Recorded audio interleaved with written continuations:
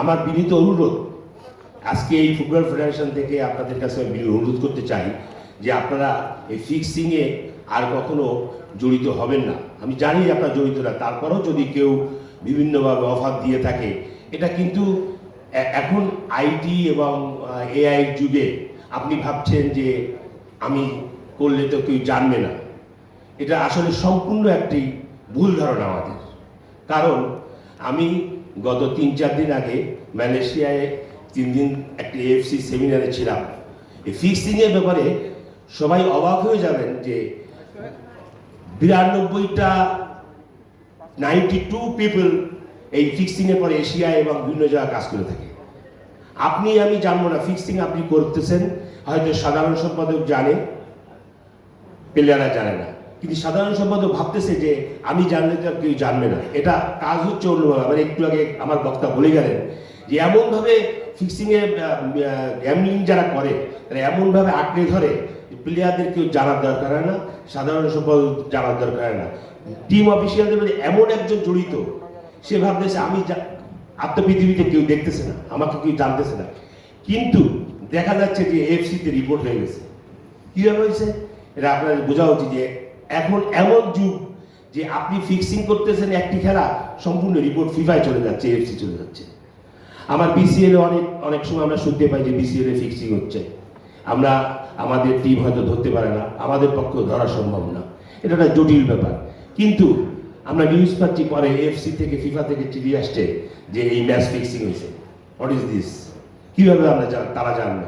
তারা জানলো শুধুমাত্র তাদের ইন্টিগ্রিটি দিয়ে। তারা খোঁজ রাখে কোথায় কি হচ্ছে, সারা ওয়ার্ল্ড ব্যাপী তাদের যে সমস্ত লিগ হয়, 5 division league, 2nd division, BFL, BSL, প্রত্যেকটা খেলা তারা নজর করে থাকে।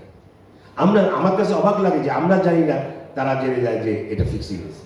এই জন্য আমি বিনীতভাবে আবারও আমি অনুরোধ করব, আমি বাংলাদেশ ফুটবল ফেডারেশনের পক্ষ থেকে, আমাদের সভাপতি তাবিজুলের পক্ষ থেকে আমি অনুরোধ করব যে আপনারা কখনো কেউ ফিক্সিংয়ে যদি কেউ আসে এরকম অফার দিয়ে তাহলে আপনারা সঙ্গে সঙ্গে আমাদের ফিক্সিং কমিটি আছে, আমাদের জেনারেল সেক্রেটারি আছে, কিংবা আপনার বিএফএর যে কেউকে আপনারা জানান যে আমাদের এরকম অফার দিচ্ছি, এইটা থেকে আপনারা আমি বিনীতভাবে অনুরোধ করবো ক্লাবদেরকে ও আপনারা এটা জড়িত থাকবেন না।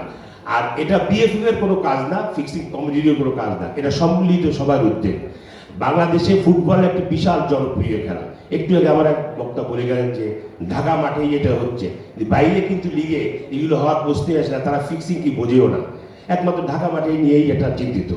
তো সুতরাং আমরা Bangladesh football federation integrity workshop করলো, ইন্ডিকেটিভ যারা আমাদের ফিক্সিং কমিটি আছে তারাও ওয়ার্কশপ করলো, কিন্তু আপনারা আমাদের সহযোগিতা করলেন না, সেক্ষেত্রে তো আমাদের কিছু করণীয় থাকবে না। আমি চাই যে আপনারা সবাই, সমস্ত ক্লাবের সাধারণ সম্পাদক, অফিসিয়াল বৃন্দ যারা উপস্থিত আছেন, তারা সবাই আপনারা এইখান থেকে যে প্রতিজ্ঞাবদ্ধ হবেন যে না, আমরা কোনো খেলায় ফিক্সিংয়ে জড়িত থাকবো না। আমি বাংলাদেশে জানেন ফুটবল একটি জনপ্রিয় খেলা, আর এখন তো ফুটবল নিয়ে একটা উন্মোদনা, সামনে আমাদের সাব গেমস, আমাদের বিএফএল, বিসিএল সব খেলাই শুরু হচ্ছে আমাদের সামনে।